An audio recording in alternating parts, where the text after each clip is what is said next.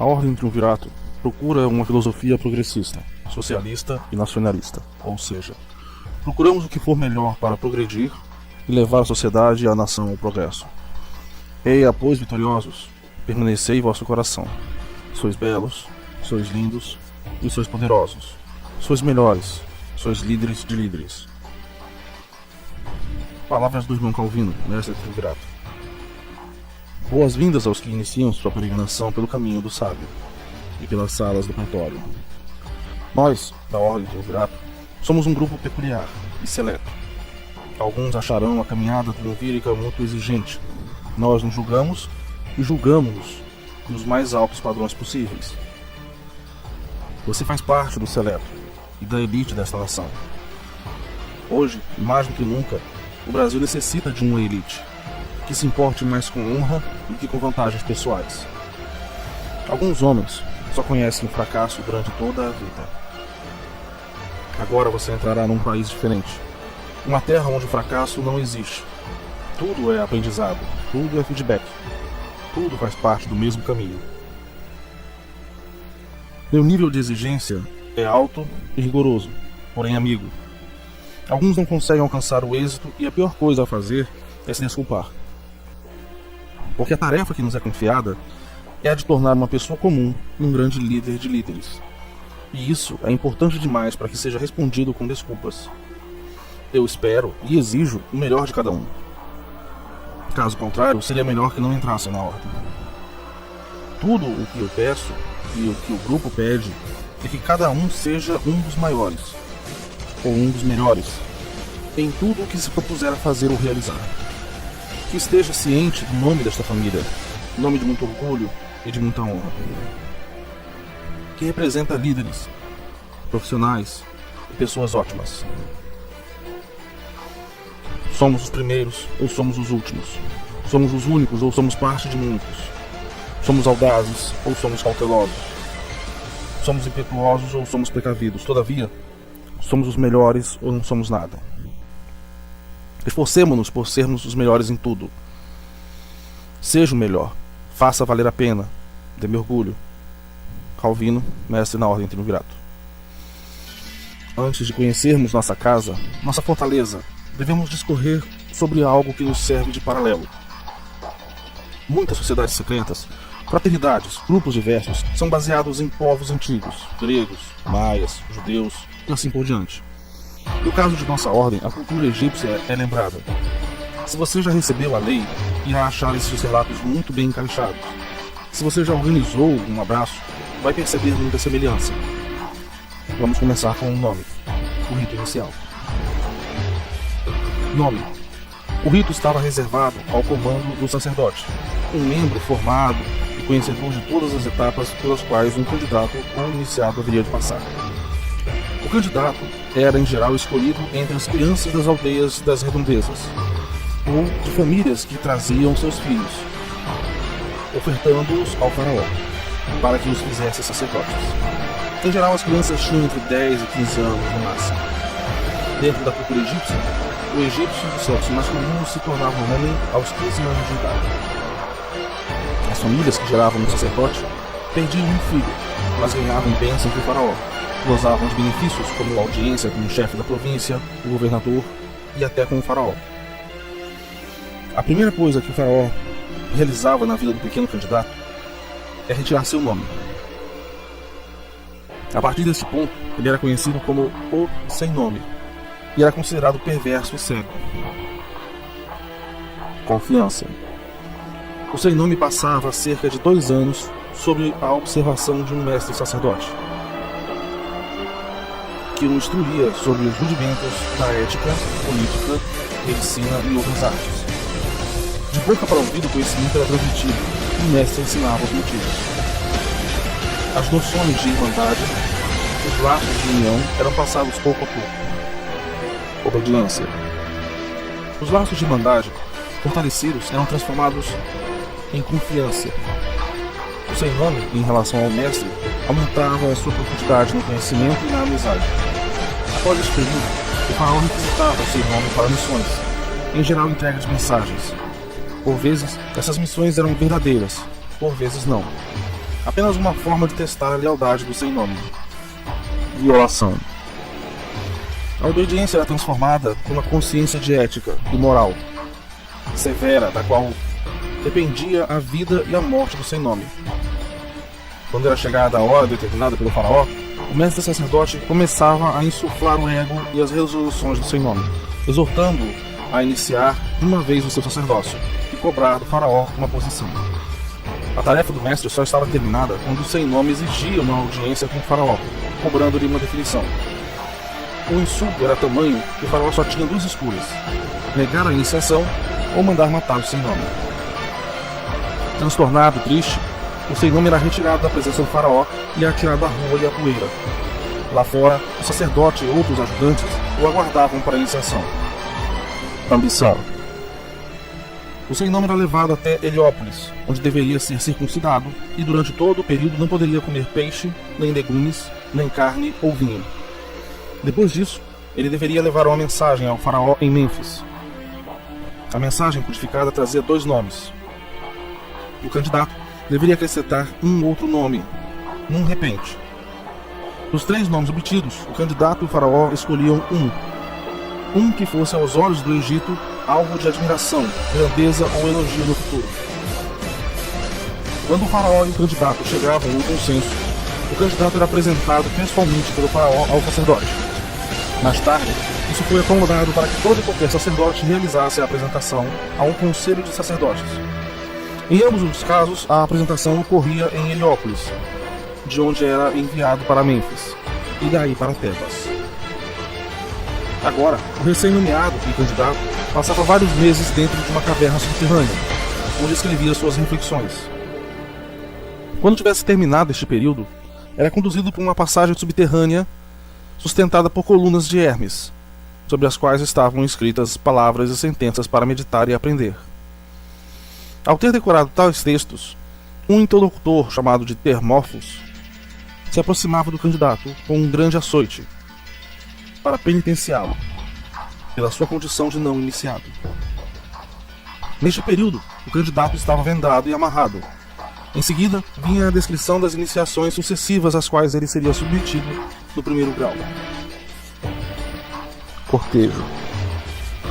Em seguida a um jejum prolongado, o candidato era conduzido a uma câmara obscura chamada Edmion, ou a Gruta dos Convidados, e era elevado ao grau de Nécoris.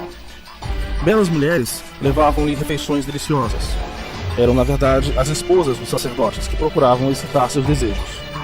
Se ele resistisse, seria doutrinado pelo mestre de cerimônias e conduzido a uma assembleia onde o solista, o portador da água, derramaria água sobre ele. Então ele aprenderia sobre a astrologia da época, o uso do nível das 4 estações, rudimentos da geologia, arquitetura e história. Desejo. O postulante era levado à porta dos homens, onde um introdutor tocava a espádua de um aprendiz porta-fora, que montava a placa. Este batia 3 vezes na porta, que se abria imediatamente. Assim que entrava, o aspirante, que era chamado de hierofante, questionava sobre diversos assuntos.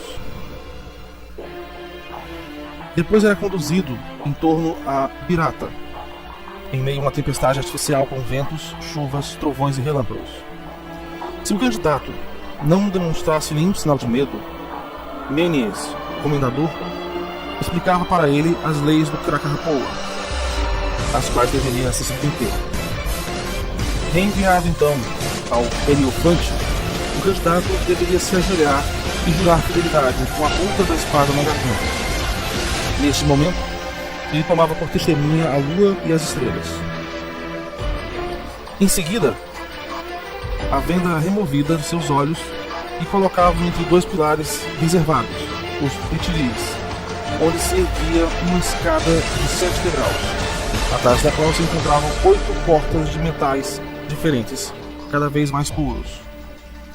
Dirigindo-se agora aos mestres de cerimônia presentes, o Heliofantes chamava-os de Menemusai, ou filhos da obra da investigação celeste, e os exortava a dominar suas paixões e concentrar seus pensamentos em um objetivo único.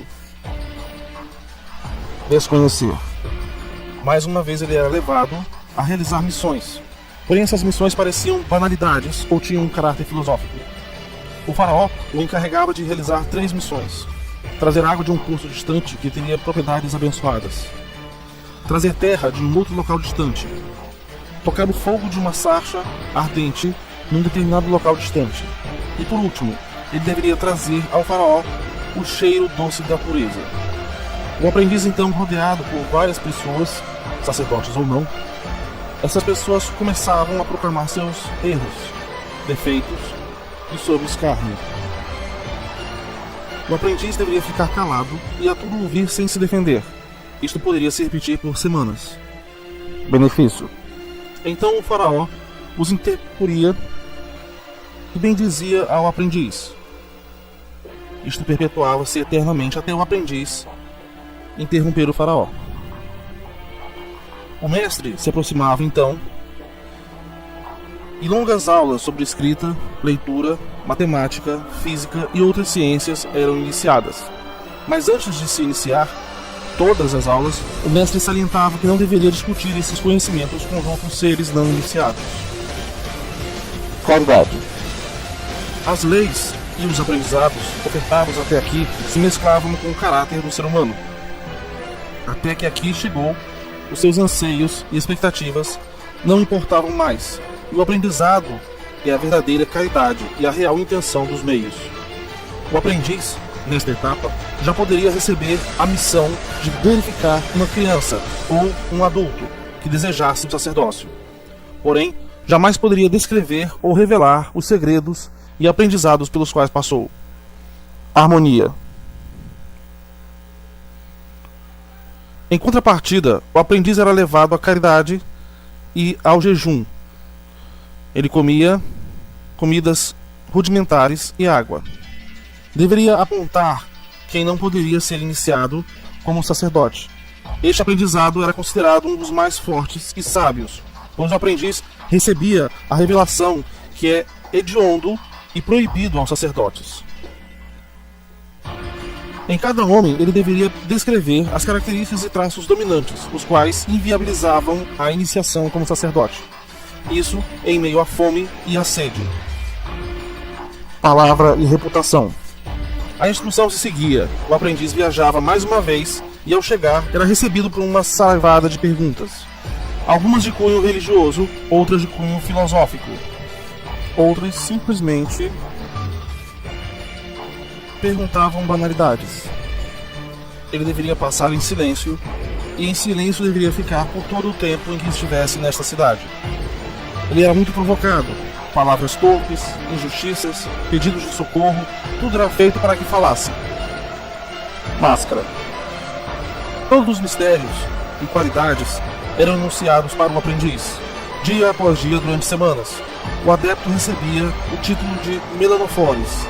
Conduzido a uma antecâmara, lia sobre a porta as inscrições: Porta da Morte. A sala estava cheia de modelos de múmias e de sarcófagos. Muitos dissecadores, embalsamadores e outros estavam no local, e tudo era feito para transparecer que ele iria ser mumificado. No centro, erguia-se o túmulo de Osíris. Perguntado ao Melanofores se participou do assassinato de seu mestre, diante da resposta negativa, 2 tapuchetes, ou homens que enterram os mortos, o levavam a uma sala onde se encontravam todos os outros Melanofores, vestidos de negro. O aprendiz era lembrado dos tempos de Sem Nome, onde ele era levado e se levantava contra o faraó. Credo. Nesta etapa, a tolerância era almejada, não uma humilhação tolerável, mas uma humildade considerável. O aprendiz era então levado à presença dos escravos, onde aprendia junto com os mestres sua língua, seus hábitos e suas religiões. Depois recebia a visita de outros sábios que lhe ensinavam sobre seus deuses, sobre o princípio das coisas e do homem. Tradição. O aprendizado finalmente se transformava em ideias e ideais, símbolos e conhecimentos. Tudo isso era conhecido e formava um contexto lógico e muito mais transcendental. O faraó ofertava textos e hieroglifos. Nas paredes sobre a história do Egito era passado aulas e conhecimentos. O aprendiz era obrigado a sabê-los de cor. Os textos podem ter adaptação, porém sua essência deveria ser sempre a mesma. Vida. A vida era ofertada em forma de conhecimento. O aprendizado era simbólico e evoluído. As formas se adaptavam aos meios e às mentes, como por mágica. A vida era exposta como linguagem, e como linguagem eram expostos seus simbolismos. Assim, o aprendizado agora também era peripatético. Por vezes, porém, o aprendiz era irritado novamente, de diversas formas, usando até de relativa violência. Depois, batiam nele e diziam que era brincadeira. Ele deveria levar o maior tempo possível para irar-se. Inimigos. Ele era levado a realizar outras missões. Se chegasse até este ponto, deveria tentar recrutar outras famílias ou adultos para o sacerdócio. Não era obrigatório ter êxito, mas deveria compreender e aprender sobre cansaço, fome, medo, sede, brigas e discórdia. Irmandade e o problema. Em geral, um mestre era mandado para acompanhar o aprendiz. Os conhecimentos ofertados para os sacerdotes eram muitos, e eles gozavam de relativa credibilidade entre o povo egípcio. Mas alguns os viam como marionetes do faraó, e algo indigno de respeito, ou algo que misturava o poder e a santidade do faraó. Esses mestres deveriam protegê-lo da ignorância do povo. Merecimento e a diferença. Com a missão anterior, o aprendiz aprendia noções de merecimento e valores pessoais e políticos. Era levado então para uma sala onde os sacerdotes e outras pessoas encenavam uma peça sobre algo para ele. Uma dança simbolizando corpos celestes se desenrolava e ele poderia ver os nomes de todos os sacerdotes. Segredo e alegrias. Nesta etapa eram revelados muitos segredos. Era conferido ao fim das procissões públicas após o conhecimento do faraó e dos mais altos dignatários. Ao cair da noite, os membros se retiravam secretamente da cidade e iam para as casas construídas em quadrado, rodeadas de colunas, ao lado das quais se colocavam alternadamente um escudo e um sarcófago. Sobre as paredes da sala estavam pintadas cenas da vida cotidiana. Essas casas eram chamadas de maneras, pois eram consideradas assombradas pelos manes dos desaparecidos, já que os candidatos a sacerdotes desapareciam por anos. Na chegada ao local, o homem que conhece os segredos fornecia uma bebida, chamada oimédias, e ficava sabendo que todas as suas provas nesses locais estavam encerradas, mas se aproximava a maior de todas as provações. Ele teria o mundo exterior como inimigo e comparsa. Superior e liderança. Uma viagem até a última cidade ocorria, em segredo e às escuras. Nela, ele recebia uma cruz, carregada de significado particular, que sempre levaria consigo, e revestia uma ampla veste com faixas brancas, chamadas utange. O signo habitual era cruzar os braços nas largas mangas. Assim, o mestre agora formado se via superior por servir, e podia transitar livremente pelas catacumbas e salas. Podia se servir livremente dos textos anônimos, ou não. Podia escrever deixando seus relatos. Também tinha o privilégio de participar da escolha do faraó. Este é o maior de todos os privilégios. Agora vamos falar de sua mais nova casa, o pretório. Ainda em brumas, começa o estudo. As brumas se dispersam e começa a peregrinação do castelo, onde o Hierofante vê o Senhor e começa o Império. Nele reside a palavra e a força. Este busca o Império perdido e a aliança esquecida. Vamos falar do seu país, da casa do peregrino, chamado pretório ou pretório. Para isso, vamos criar uma casa imaginária. Isso mesmo, vamos imaginar uma casa, e vamos imaginá-la conforme vamos adentrando nela. Quero que você agora feche os olhos e relaxe. Fique confortável, pois vamos viajar. Vamos construir nossa casa. Um local calmo e seguro para você. Como seria a frente da casa? Não vamos colocar placas ou letreiros do clã, para não chamar a atenção. Um portão discreto e uma varanda bem limpa e arrumada. Vamos entrar no quintal. Na porta da frente, 2 degraus em frente à entrada, sendo o terceiro o piso já dentro da casa. Isso simboliza o terceiro pilar. Na porta, você vê o símbolo da Sociedade da Lua Vermelha. Na porta lê-se o termo Porta dos Homens. Não existem motivos para janelas, então elas estariam sempre fechadas ou lacradas, para evitar que um irmão desinformado queira abrir. Em nosso grupo, existe uma coisa chamada portas mentais. São os meios de acesso pelos quais, e em parceria com os quais, se procedem aos meios espirituais. Os meios espirituais são formas de se acessar respostas a certas e perfeitas perguntas. Então, entremos em casa. Temos autorização? Sim, seu escudo e seu estatuto garantem que foste abraçado. E isso nos dá autorização para a primeira sala, chamada Sala Branca. É fundamental que você tenha lido o estatuto ao menos 2 vezes. Tire um tempo livre e leia-o 2 vezes. Não é preciso se preocupar em decorar. Em outro momento, um próximo final de semana, quem sabe, leia-o novamente. A leitura repetida fará com que você guarde em sua mente muitas das coisas que você achar importante. Agora podemos entrar. A Sala Branca.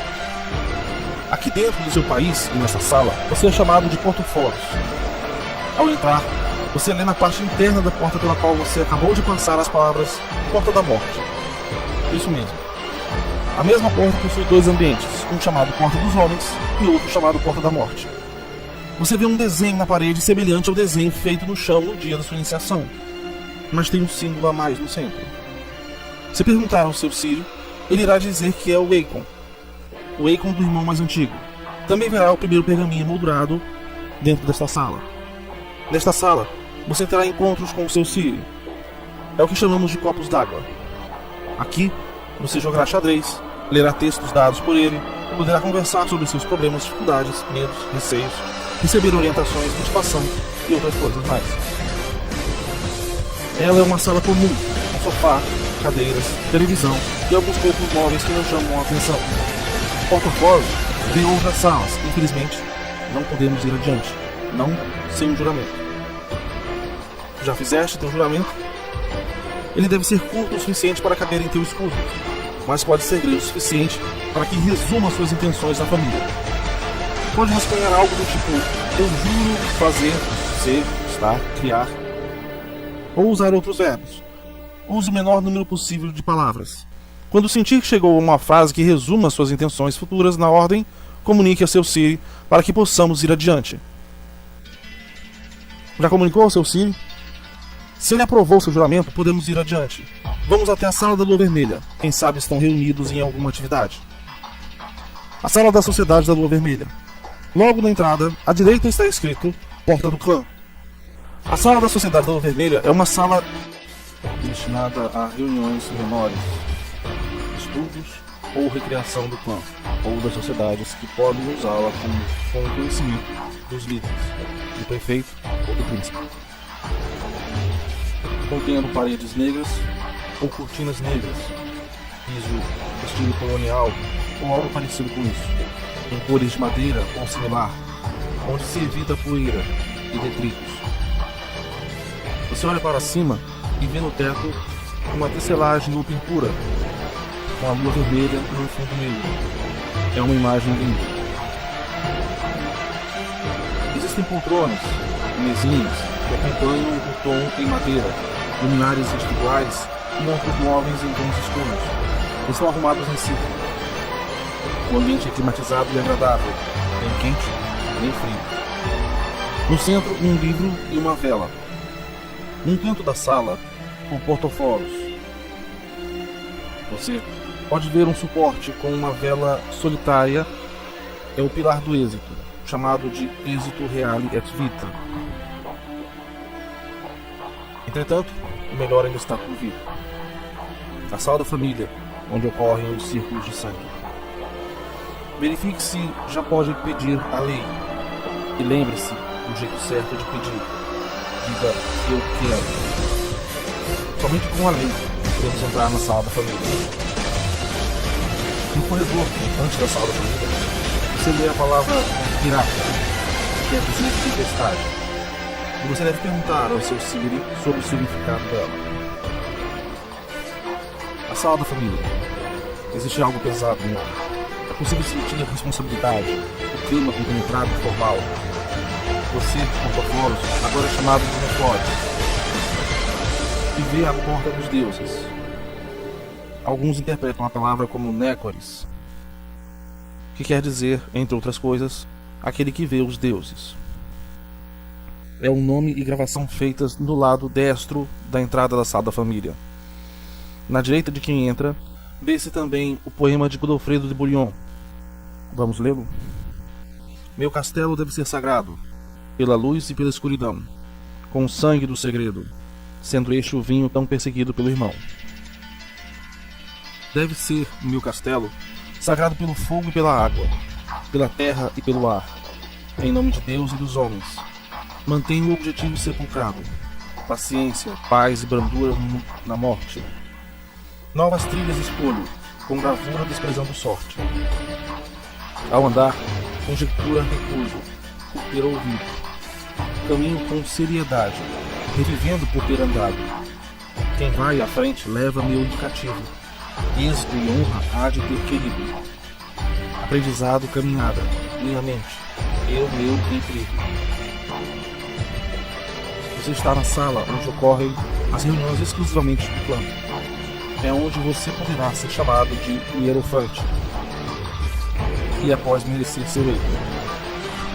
Essa sala possui filosofia e simbologia própria. O brasão, branco, está pintado no chão ao centro, servindo de nave. Existe toda uma ritualística e processo para locomoção dentro do salão da família. Duas luminárias, ou velas, guardam o lado interno da entrada. São chamadas Honorário Reale et Vita à esquerda e Sucesso Reale et Vita à direita. E uma no fundo, chamado de Lege Reale et Vita. São os pilares do êxito, são 4 ao todo. Junto às duas primeiras ficam os guardiões internos, depois substituídos pelos externos, que podem dispor de cadeiras e transitam dentro da sala. Semicírculos de assentos com a frente para o centro e a abertura voltada para a entrada, ao lado da mesa de integrados, ou seja, o príncipe, o sofisticado, o oral e outros. Ficam os guardiões internos que podem se servir de cadeiras e outros utensílios. Estes ficam próximos à abertura do círculo central. Mesas habitadas pelos anciões ao fundo. Cadeira para o presidente ao centro. E a cadência para as simbologias das 3 sociedades e da família. Em seus assentos, os títulos de reconhecimento dos irmãos. Agora que você possui a lei, pode peregrinar outras salas do pretório. Você agora pode entrar na sala da estrela, onde você vê escrito na porta o termo Porta Falsa. Pouco abaixo está escrito Porta Menemusai. Estamos na estela do pretório, construída de madeira. Recebe os ícones das luzes, os símbolos da Gênese, os títulos de reconhecimento, estrutura educacional e as palavras segredos e dúvidas. Também chamada de sala da contemplação. Estamos em uma saleta, com porta movediça tipo garagem. Nas paredes, chão e teto, notam-se espelhos, em sua totalidade. Em redor, dispõem-se cadeiras, tapetes e fórmicas para encobrir, respectivamente, chão e paredes, como tudo mais pudesse se adaptar de forma mais econômica ou prática. Bem, vamos seguir nossa caminhada. Se você insiste em seguir, vamos para a Sala das Cinzas. A Sala das Cinzas. Muita calma e tranquilidade deste momento. Este cômodo é local para repouso e descanso. Na porta do lado de fora está escrito Porta do Conhecedor dos Segredos. em tom fúnebre, onde reside a árvore genealógica da família, chamada de cadeira, que também é um título de reconhecimento. Santuário dos Espíritos é outra inscrição na sala de cinzas, que serve para descanso e repouso dos irmãos, local de silêncio e reflexão. Podemos haver sofás, armários, estantes e outros móveis para guardar objetos, documentos menos importantes e outras coisas, todos em tom e cor concordante, paredes em tons cinzas e escuros, apropriadamente fúnebres. Não se deve confundir com vestiário ou quarto, apesar de, em certos casos, estaremos sempre para tal. Vamos à próxima sala. A sala das portas. Na porta podemos ler a palavra Ipet Zut, porta do templo dos templos, cidade do templo, voz da família, onde ficam os livros e arquivos e textos em geral. A biblioteca diversa, e pelos recintos. Serve para reuniões esta sala, de quaisquer das sociedades. As paredes são pintadas em cores pastéis e os irmãos podem escrever frases ou sentenças que acharem ideais, segundo a avaliação e permissão de seu Círio e do prefeito pretoriano.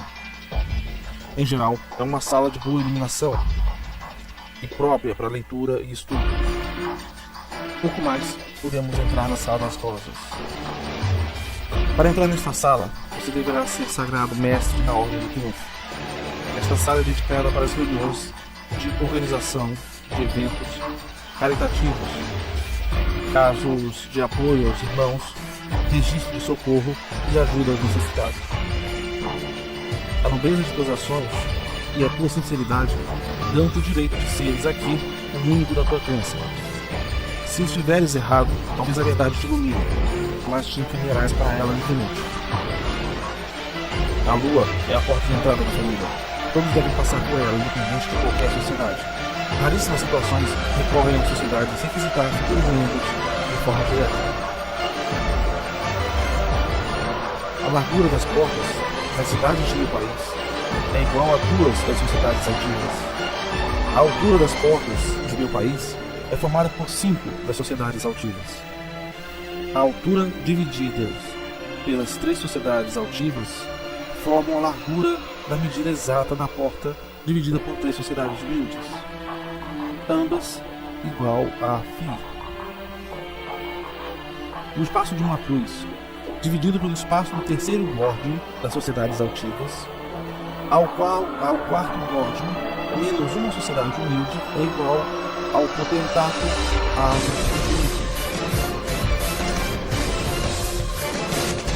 um quarto do espaço entre o quarto e o quinto górdio, mais os górdios das duas sociedades unidas, dividido pela cruz, é igual a φ. Metade do espaço entre o quarto e o quinto górdio, dividido pela cruz, é igual a φ. 3 sociedades divididas por uma mesma sociedade é semelhante ao número da divina perfeição.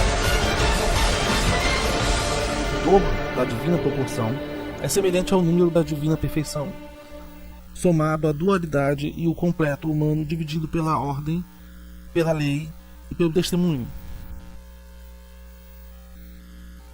Este é o pretório do clã triunvirato.